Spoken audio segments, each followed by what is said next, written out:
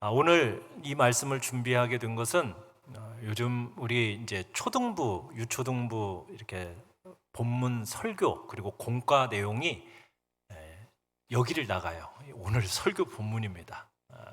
그래서 우리 세대 통합 예배를 드리면서 우리 아이들과 함께 그 말씀을 또 우리 어른들이 함께 나누는 그런 시간을 갖고자 이 본문을 선택했습니다. 한번 한 집을 소개해 드리도록 하겠습니다. 집을 보여주시죠. 낙수장이라는 집인데요. 이게 낙수장, 이게 여러분들한테 보여주는 특별한 집입니다. 이게 미국 어느 산골, 계곡에 있는 집이에요. 낙수장.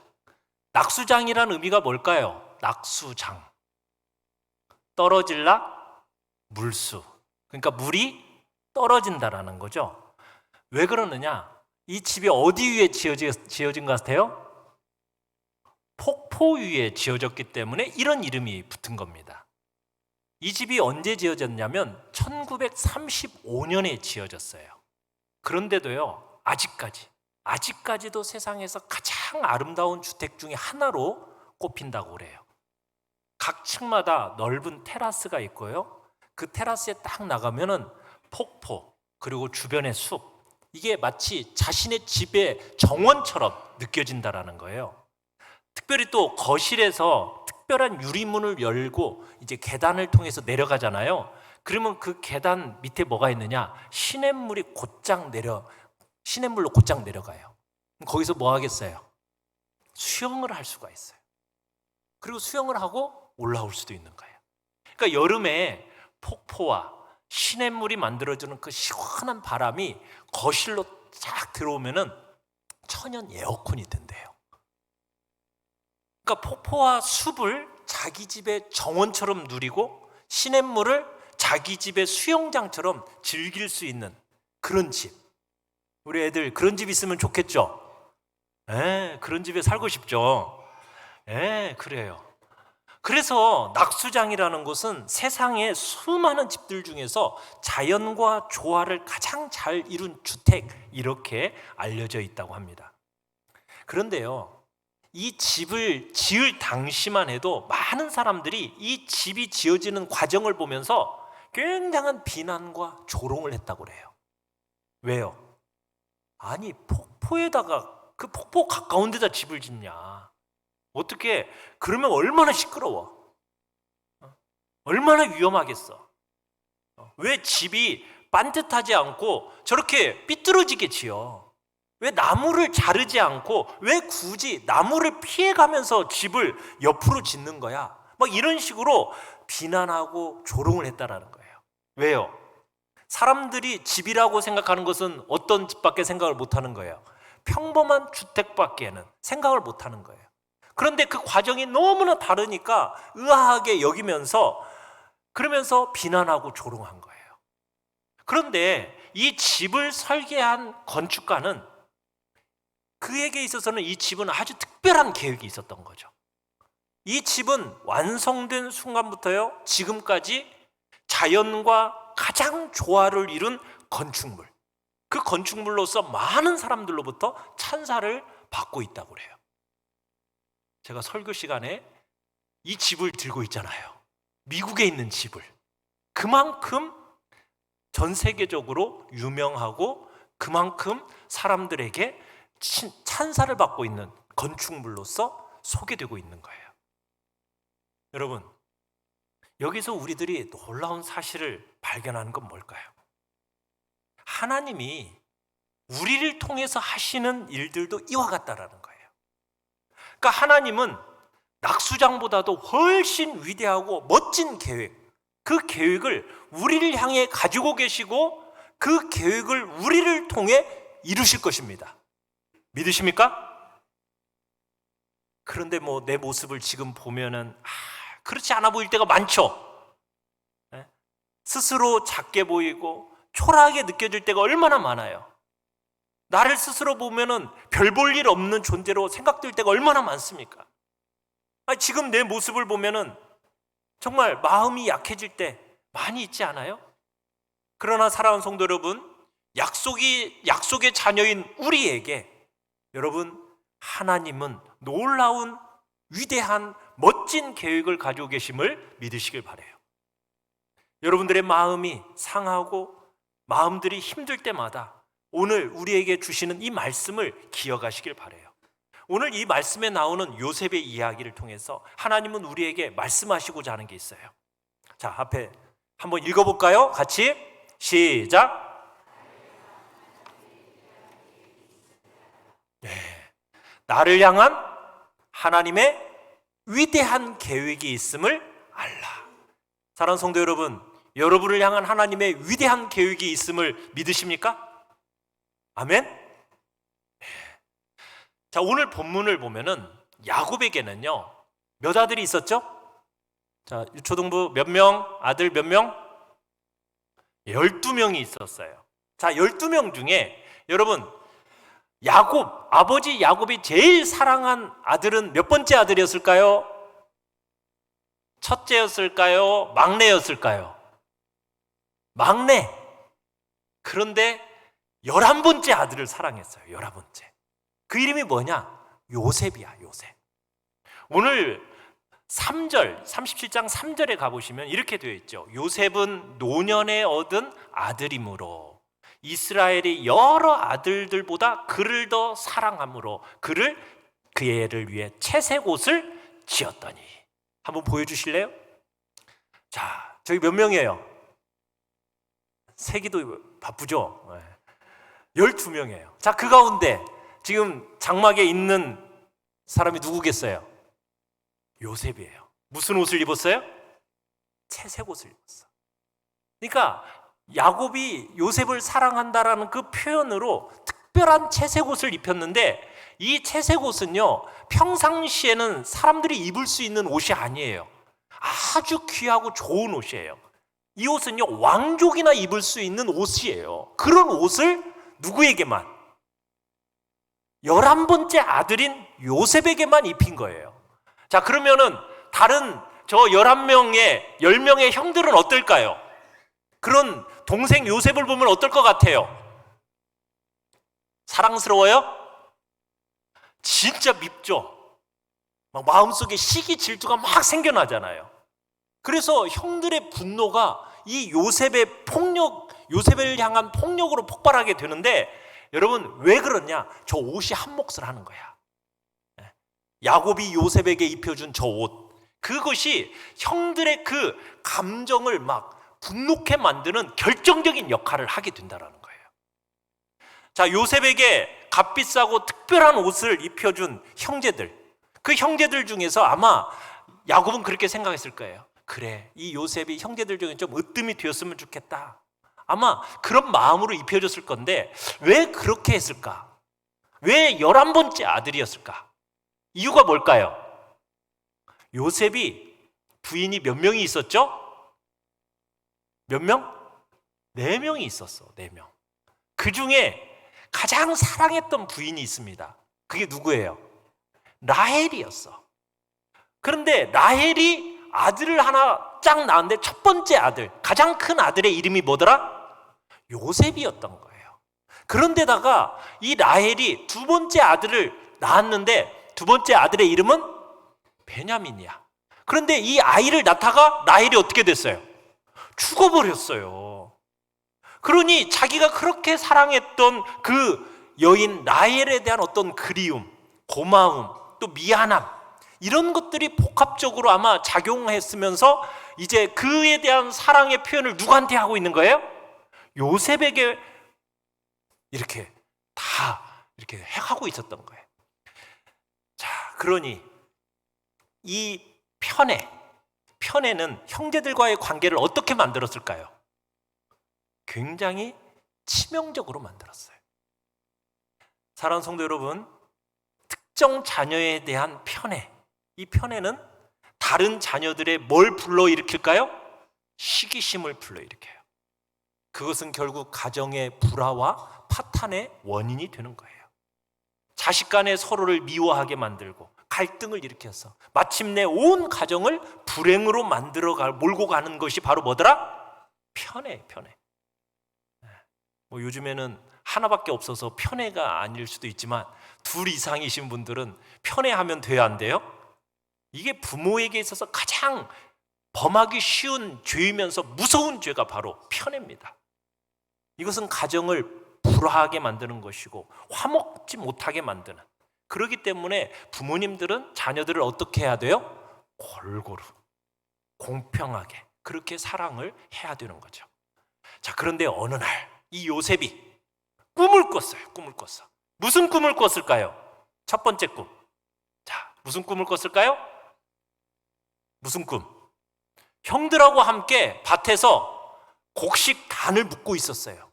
그런데 갑자기 곡식단들이 바짝 서는 거야. 그러더니 어떤 일이 일어났어요? 형들의 곡식단이 요셉의 곡식단에게 뭐 하고 있더라? 절을 하고 있는 거예요. 자, 그러면은 그 꿈을 얘기해야 돼, 말아야 돼? 누구한테? 이 형들한테 얘기하면은 이쁨 받아요, 안 받아요? 미움 받잖아. 근데 그걸 굳이 또 형들한테 가서 얘기해. 내가 형들 꿈을 하나 꿨는데 내가 묶었던 그 단에 형들이 묶은 단들이 다 절을 하는 거야. 그러니까 형들이 뭐라고 그러겠어? 야, 네가 참으로 우리의 왕이 되냐? 네가 참으로 우리를 다스릴 거야? 막 이런 식으로 막 불평 어린 얘기를 하는 거예요. 불쾌하게 반응하는 거예요. 그러니까 그나저나 미운 놈인데, 옷도 다른 옷 입어서 미운 놈인데 그런 말까지 하니 이뻐요, 안 이뻐요? 더 미워하게 되는 거예요. 더 미워하게 돼. 그러다가 또 얼마 후에 또 꿈을 꿔. 무슨 꿈을 꿔요? 자, 넘겨볼까요? 자, 꿈을 꿨는데 또 하나의 꿈을 꿔요. 무슨 꿈? 형님들, 제가 꿈을 꿨는데 제 얘기 좀 들어보세요. 제가 서 있는데요, 해와 달과 11별이 제게 와서 절을 했어요. 이번 꿈에는 이제 뭐까지 들어있어? 형제들을 뜻하는 11별뿐만 아니라 뭐까지 들어있어요? 아버지와 어머니를 뜻하는 해와 달까지 와가지고 자기한테 절했다라는 거야. 온 집안이 요셉 자신을 섬기게 된다라고 하는 꿈인 거죠. 여러분, 이 꿈을 들었을 때 이 동생놈이 어떤 놈이야? 이 버르장머리가 하나도 없잖아요. 이게 동생놈의 교만으로 간주하고서는 형들 입장에서는 이거 시건방진 동생놈이라고 생각하니까 좋아할 형이 하나도 없는 거야. 거기다가 형들이 다 한 뱃속에서 나온 게 아니잖아요. 엄마가 같아요, 달라요? 다 달라. 엄마가 4명이잖아. 그러니까 다 다른데 그런 형제들로부터 이쁨 받겠어요? 더욱더 미워하게 되는 거예요. 그래서 5절, 8절을 보시면은 더욱 미워하게 되었다는 말을 2번이나 걸쳐서 얘기를 하고 있는 거예요. 자, 아버지 야곱도 이 얘기를 들었어요. 아버지는 이번에 이 얘기를 듣고 어떻게 했을까요? 화를 냈어요. 10절에 보면 네가 꾼 꿈이 뭐냐 도대체? 너와 네 어머니와 네 형들이 참으로 가서 너한테 땅에 엎드려 절하겠느냐? 요셉한테 막 꾸짖듯이 얘기를 하는 거예요. 이것은 어떻게 보면 집안의 모든 위계 질서를 무너뜨리는, 위협하는 일이 되기 때문에 아버지로서 당연히 화를 낸 거죠. 그래서 야곱은 화를 내면서도, 그런데 11절에 보면은 뭐라고 얘기하고 있어요? 나무라면서도 그 말을 마음에 두었더라, 이렇게 얘기하고 있어요. 왜냐하면 다른 형들은 개꿈으로 생각했을지 모르지만 요셉 아버지 야곱은 어떤 꿈으로 생각한 거예요? 이것은 하나님께서 앞으로 될 일에 대한 어떤 계시로서 계시적인 꿈으로 보여주신 거다, 이렇게 생각을 하고서는 직감하고 마음속에 이렇게 담아두었던 거죠. 자, 그러던 어느 날 형들이 집을 멀리 떠나서 양을 돌보고 있었어요. 그래서 아버지가 이제 심부름을 보낸 거죠. 요셉을 심부름으로 보냈어요. 자, 그러면서 이제 형들한테 갔어요. 갔더니 멀리서 지금 요셉이 형들하고 막 그러고 오고 있는 거야. 그것도 무슨 옷 입고? 채색 옷을 입고. 그거 예뻐요, 안 예뻐요? 막 성질 나잖아. 그러면 뭐 어떻게 하겠다는 거예요? 저 꿈꾸는 놈이 온다. 비아냥거리면서 뭐라고 음모를 꾸며요? 저놈 죽여버리자. 죽여버리자. 그리고는 짐승이 잡아먹었다고 아버지한테는 얘기하자. 정말 무서운 음모를 꾸민 거예요. 형들은 요셉의 채색 옷을 빼앗아 가지고 구덩이에다가 집어던졌어요. 그 구덩이는 어떤 구덩이냐? 비가 올 때는 빗물을 받아두는 구덩이에요. 그리고서는 비가 오지 않으면은 그 물을 먹을 수 있도록 물 저장 탱크, 그런 구덩이인 거예요. 근데 그 구덩이가 그나마도 비어 있었어요. 물이 하나도 없었던 거죠. 그래서 그 물웅덩이에 홀로 갇혀서 최고의 위기를 맞이하게 됐어요. 자, 형들이 요셉을 향해서 뭐라고 얘기했어요? 꿈꾸는 자가 온다. 요셉은 비웃었어요. 그러니까 어떻게 보면 형들을 가장 자극시킨 게 뭐였다라는 거예요. 그 요셉의 꿈이었던 거예요. 왜? 그 꿈을 생각할 때 이놈만 죽이면은 그 꿈이 이루어져 안 이루어져? 안 이루어진다라고 생각하니까 그 꿈이 성취되는 것을 막기 위해서 어떻게 하겠다? 죽여버리겠다. 요셉의 꿈이 이루어지는 것을 막기 위해서 지금 이런 일을 저지르게 된 거예요.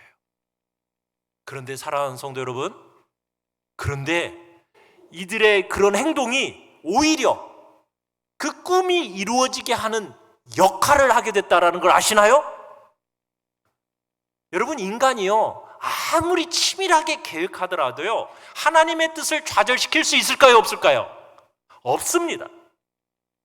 여러분, 훗날 요셉이 이 이야기에 대해서, 이 사실에 대해서 간증을 해요. 창세기 50장 20절에서 이렇게 얘기를 해요. 당신들은 나를 해하려 했지만 하나님은 그것을 선으로 바꾸사 오늘과 같이 많은 백성의 생명을 구원하게 하셨습니다. 사랑하는 성도 여러분, 하나님은 이런 분이십니다. 우리의 슬픔을 진정한 즐거움으로 바꾸시는 분임을 믿으시길 바랍니다. 하나님은 원수들의 음모를 오히려 우리를 향한 축복으로 변화시키는 분임을 믿으시길 바랍니다. 여러분들이 이 사실을 고백하고 인정한다면, 여러분 아무리 커다란 절망과 시련이 와도 여러분들이 하나님과의 관계가 확실하다만 한다면 여러분 두려워할 게 있어요, 없어요? 없는 거예요. 여러분, 여러분들의 눈물을 미소로 바꿔주실 하나님을 믿으시길 바라요. 자, 형제들이 음식을 먹다가 마침 그 자리에 이스마엘 장사꾼들이 지나가게 됐어요.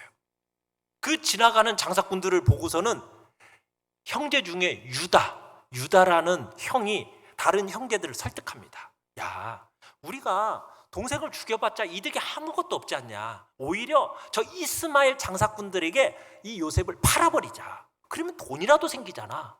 그리고서는 돈을 받고 팔기로 한 거예요. 그리고는 받은 돈으로 어떻게 했어요? 서로 나누어 가졌어요. 그리고서는 요셉의 채색 옷은 어떻게 했을까요? 거기에다가 염소를 잡아가지고 피를 묻혀가지고 아버지한테 갖다 주면서, 아버지, 이거 당신의 아들일 거 아닙니까? 이거 요셉이라고도 안 해. 당신의 아들이라고. 네? 아버지의 아들일 건지 한번 확인해 다 주십시오. 이거 보니까 누구 옷이야? 요셉의 옷인 거예요. 그러니 아버지의 마음이 어때요? 이거 짐승에게 찢겨 죽었구나 하고서는 너무나 가슴이 아파가지고 오래도록 슬퍼했다라고. 요셉은 이스마엘 상인들에 의해서 애굽으로 결국 팔려가게 돼요. 사랑하는 성도 여러분, 요셉은 아버지의 사랑을 더 많이 받는다는 이유로 형들의 미움을 받게 됩니다. 형들은 요셉을 죽이려고 했고 결국 구덩이에 빠뜨렸고 결국에는 장사꾼들에게 팔아 넘겨져 버렸어요. 깊고 어두운 그 웅덩이 속에 홀로 갇혔다가 결국 이스마엘 장사꾼들에 의해서 한 번도 가보지 못한 곳으로 결국 끌려갔을 때 그 마음이 얼마나 아프고 힘들었을까요? 그러나 사랑하는 성도 여러분, 놀랍게도 하나님은 그분의 계획을 이루시기 위해서 이 모든 상황을 사용하고 인도하고 계셨음을 믿으시길 바라요. 하나님이 르우벤이라는 형, 유다라는 형을 통해서 보이지 않게 개입을 하셨던 거예요. 요셉이 미디안 상인의 손을 거쳐서 결국 누구에게로 팔려가게 됩니까? 애굽의 장군 보디발이라는 사람의 손에 넘겨지게 돼요. 애굽에 팔려간 요셉이 결국 보디발이라는 장군, 바로의 경호대장, 그 사람에게 팔려간 거예요. 여러분, 그것이 우연이었을까요? 우연이 아니에요. 요셉을 통해서 하나님께서는 요셉의 일가의 가족을 구원하시고자 장차 이스라엘 백성 큰 민족으로 이루고자 하나님의 그 놀라운 계획과 섭리 가운데 이 모든 일들이 이루어졌음을 우리는 성경을 통해 발견하게 되는 거예요. 사랑하는 성도 여러분, 여러분의 삶 속에서 일어나는 모든 것들이 하나라도 하나님의 뜻이 아닌 게 있을까요? 없을까요? 없습니다. 우리에게 닥치는 모든 일들은 결국 하나님이 우리를 구원하시기 위해서, 우리를 축복하시기 위해서 하나님이 이 버리시는 하나님의 계획의 일부임을 믿으시길 바랍니다. 당신의 뜻을 이루시기 위한 이 모든 것들이 섭리의 결과라는 거예요. 그런 의미에서 성도에게 닥치는 일은요, 그것이 무엇이든지 간에 여러분 선한 의미가 있는 거예요. 모두 다가 선합니다. 믿으십니까? 그러기에 성도는 자신에게 아무리 고통스럽고 힘든 시련이 닥친다 할지라도 여러분 결코 불평하지 마십시다. 하나님을 원망해서는 안 되는 것입니다. 오히려 성도는 이 일을 통해서 하나님께서 우리에게 어떤 구원을 베푸시려고, 어떤 축복을 주시려고 하나님께서 이 일들을 버리실까, 여러분 그런 믿음을 가지고 인내하시면서 극복하시면서, 인내로 극복하시면서 하나님께 감사하는 복된 자리에 있기를 바랍니다. 여러분 우리에게 일어나는 일 작은 것 하나라도 여러분 결코 무심히 지나쳐서는 안 돼요. 과연 이 일을 통해서 하나님이 나에게 말씀하시고자 하는 게 뭘까? 하나님께서 나를 통해서 이 일을 통해서 무엇을 이루고자 하시는가? 여러분 그것을 생각해야 되는 거예요. 그럴 때 우리가 하루하루가 기쁨에 찬 삶을 살 수 있게 되는 겁니다. 여러분들의 걸음걸이 속에서 여러분 하나님의 뜻에 어긋나지 않고 그분의 뜻에 합당한 삶을 살게 되는 거예요. 여러분 요셉처럼 계속되는 고통 가운데 있습니까? 혹여나 하나님의 관심 밖에 있는 것처럼 느껴지십니까? 여러분 그럴 때일지라도 하나님이 나를 인도하고 계심을 신뢰하면서 여러분 그 침묵의 시간을 이겨내시기를 간절히 바랍니다. 자, 창세기 45장 7절 8절을 우리 같이 한번 읽어보겠습니다. 시작. 하나님이 큰 구원으로 당신들의 생명을 보존하고 당신들의 후손을 세상에 두시려고 나를 당신들보다 먼저 보내셨나니 그런즉 나를 이리로 보낸 이는 당신들이 아니요 하나님이시라. 하나님이 나를 바로에게 아버지로 삼으시고 그 온 집의 주로 삼으시며 애굽 온 땅의 통치자로 삼으셨나이다. 사랑하는 성도 여러분, 요셉은 형들에 의해서 애굽으로 팔려갔어요. 그리고 온갖 고난과 시련을 당했어요. 몇 년 동안 당한지 아세요?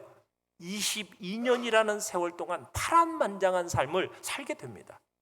여러분 그런데 그 이후에 어떤 일이 벌어졌어요? 가족의 생명을 구합니다. 여러 사람들의 생명을 구원하는 일에 하나님께서는 요셉을 사용하셔요. 이게 하나님의 어떻게 보면 주권적인 섭리의 결과라고 할 수가 있는 거예요. 요셉은 마음속에 이 하나님의 섭리를 인정하고 믿었던 거예요. 여러분 파란만장한 22년의 세월 동안 요셉은요 그 형들을 향한 복수의 칼을 갈지 않았어요. 형들이 나를 이렇게 팔아서 나를 이렇게 결국에는 이렇게 고통스럽게 만들었구나, 내가 이렇게 억울한 일을 당한 것은 바로 형들 때문이야 하면서 형을 계속해서 원망하고 슬퍼하면서 저 형들을 향해서 막 불평하고 원망만 했으면 여러분 그 어려움에서 벗어나는데 아무 도움이 되지 않았을 거예요. 그들의 악한 행위보다 요셉은 뭘 봤던 거예요? 그 배후에 계신 하나님의 주권적인 섭리의 손길을 바라봤던 거예요. 그래서 요셉은 형들에 대한 인간적인 원망, 서운함 이런 것들을 벗어버릴 수가 있었던 거예요. 오히려 그런 형들을 어떻게 합니까?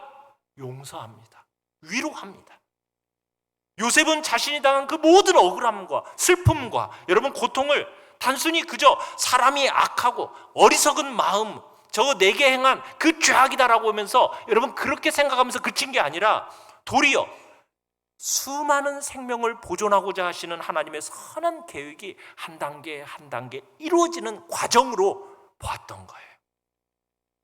사랑하는 성도 여러분, 하나님의 그 주권과 하나님의 그 섭리를 인정하는 사람은 원수까지도 용서하고 사랑할 수 있게 되는 것입니다.